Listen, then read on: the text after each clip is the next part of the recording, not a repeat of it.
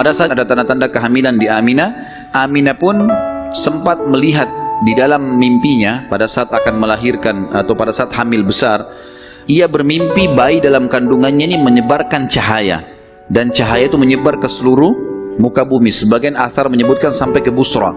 Busra ini wilayah Irak sana, wilayah Persia. Dan dia juga mimpi mengucapkan dalam mimpinya kalimat u'idzuhu billahil azim min kulli syarrin wa min kulli hasid. Artinya, aku berlindung kepada Allah yang Maha Agung untuk bayi ini dari semua keburukan dan iri dengki orang lain. Berjalanlah hamil tersebut. Pada saat berumur beberapa bulan, ada sebagian ahli sejarah menyebutkan sekitar 6 bulan hamilnya Aminah, maka meninggallah Abdullah. Maka Nabi SAW jadi yatim sebelum lahir.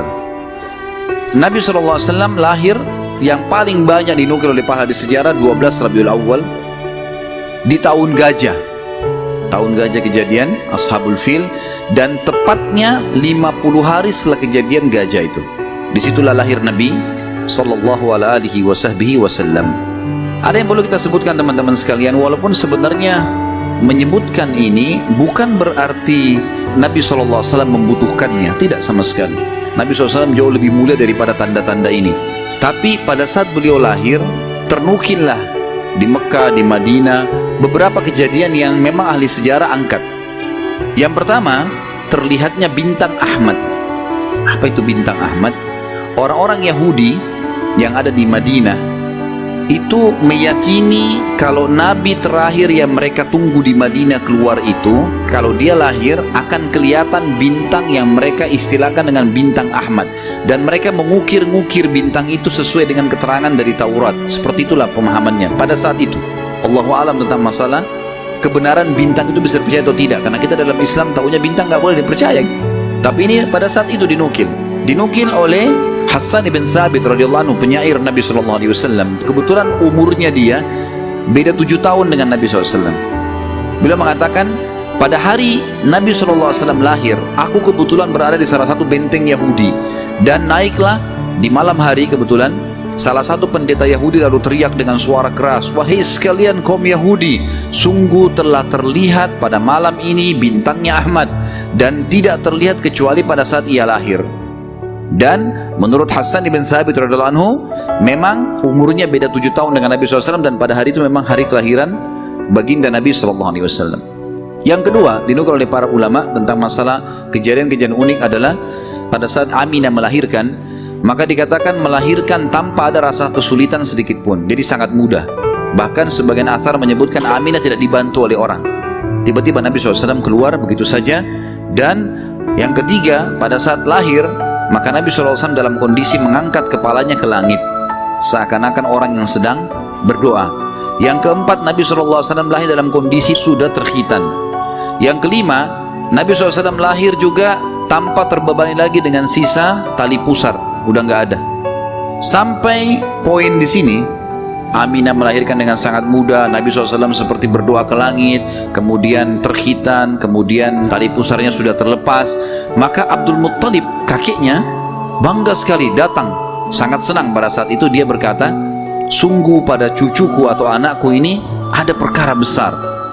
Lalu Abdul Muttalib pun membawa bayi Nabi SAW ke Ka'bah saat baru lahir, dan ia yang memberi nama Muhammad.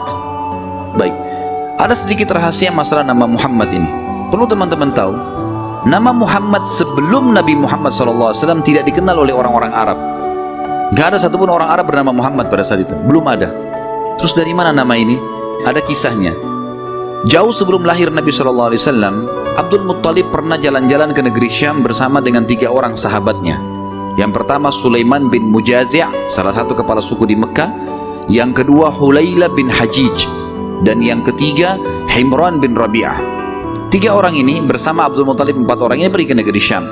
Pas tiba di negeri Syam, ada salah satu pendeta Nasrani menemui mereka lalu berkata, kalian dari mana? Kata Abdul Muttalib, dari Jazirah Arab. Dari mana? Tepatnya dari kota Mekah. Kata pendeta itu, dari kota kalian nanti akan keluar Nabi terakhir, dan Nabi terakhir itu bernama Muhammad. Kata Abdul Muttalib, dari mana engkau tahu itu semua?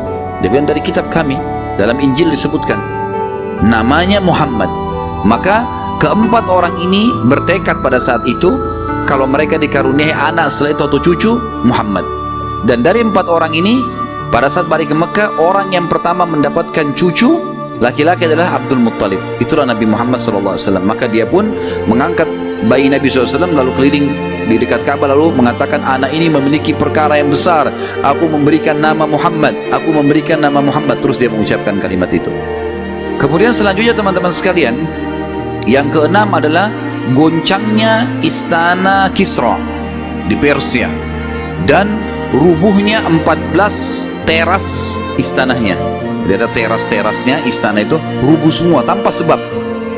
Pada saat melihat kejadian tersebut, Kisra sempat khawatir, lalu dia bertanya kepada para peramal-peramalnya lah, dukun-dukunnya segala. Maka mereka pun menjawab, goncangnya istana disebabkan karena hari ini lahir seseorang nabi, dan runtuhnya 14 teras ini menandakan terdapat 14 raja Persia, tinggal 14 orang saja, selebihnya sudah runtuh kerajaan ini. Maka sempat Kisra bilang, 14 raja masih lama, kalau satu raja punya 100 tahun umurnya berarti 1400 tahun. Tapi tanpa disadari oleh Kisra, para ahli sejarah muslim menukil, tanpa membenarkan ramalan ini ya, karena ramalan itu semua kalaupun bertepatan karena syaitan mencuri berita dari langit, bukan karena mereka tahu, sebagaimana dijelaskan dalam hadits Nabi SAW.